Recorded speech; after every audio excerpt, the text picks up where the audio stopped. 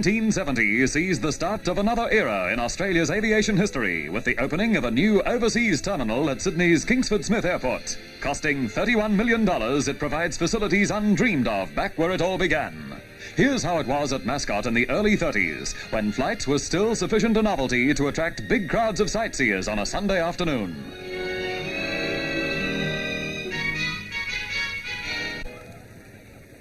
They're days of glamour, too. Long-distance flyers like Australia's own Charles Kingsford-Smith receive the accolades reserved today for astronauts back from outer space.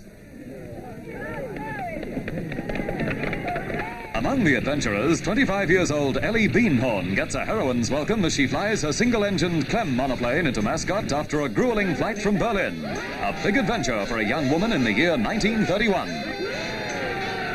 Can you make room here for me? A never-to-be-forgotten Charles Ulm, just back from a record-breaking flight from the Tasman, is already a national celebrity. 1932 sees C.W.A. Scott set a New England-Australia solo record, surpassing the time set by the intrepid Jimmy Mollison, who, with wife Amy Johnson, are to write many of the early chapters in pioneer aviation. A few months earlier, in the vintage year 1931, C.A. Butler flies a tiny Compur-Swift from England to Australia in a record 9 days, the smallest plane ever to make the journey. Several women are destined to etch their names in Australian aviation history. Among the most famous of them all, Jean Batten, arriving after a record-breaking flight from England. In those early adventurous days of trial and error, things just have to go wrong. And in 1935, Sydney and the world are gripped by the drama of Kingsford-Smith nursing his aircraft across the Tasman with one of 3 engines out. This time, he makes it.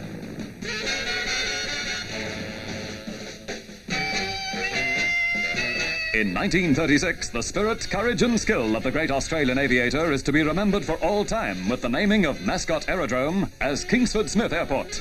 Civil aviation remains in the doldrums during the war years, but new techniques and the advance of the jet age brings a giant leap forward, the redesigning of the airport.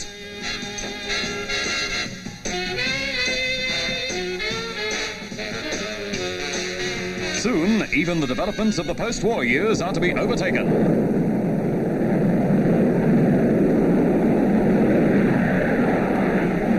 The advent of the big passenger jets in the 1960s causes a reappraisal of the need for new techniques in the handling of passengers and cargo. In the immediate future, subsonic jets carrying almost 400 passengers are to revolutionize mass travel by air. The new terminal is to take its place among the world's best, capable of handling 14,000 people an hour.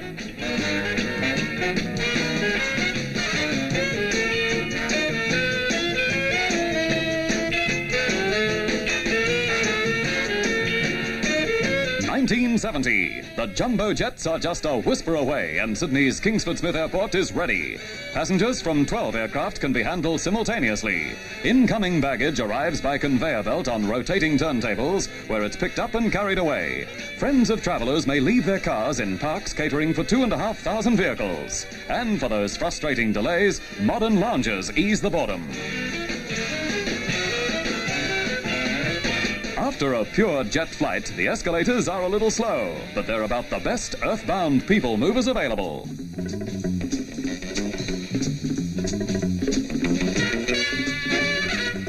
Air-conditioned comfort is something of a catch cry these days, and when you step into Sydney's new terminal to fly away, it may be a day or so before you breathe unfiltered air at normal temperature again. $1 million project to ensure the passengers' well-being. The end of one great event for Australia sees the start of another as Queen Elizabeth, in the final official gesture of the royal visit, unveils a plaque commemorating the opening of the new terminal. Here, as with Charles Kingsford-Smith, the name of Charles Ulm AFC will live forever. The Queen, with Prince Philip and Princess Anne, are the first of many passengers to say farewell from this spot.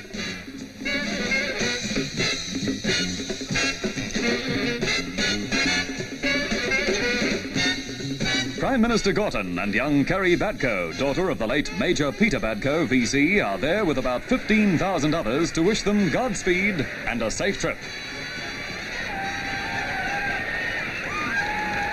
In more ways than one, perhaps, it's history in the making. 40, 50, 100 years from now, 1970 will be remembered as the year of the royal visit. The year Australia's airport of the future was opened. The year we celebrated the bicentenary of Cook's Landing. Australia bids farewell to the royal family after their most memorable royal tour as Sydney's Kingsford-Smith Airport swings into the jumbo jet age. A 1,600-acre aviation city capable of handling the biggest and fastest airliners in the world.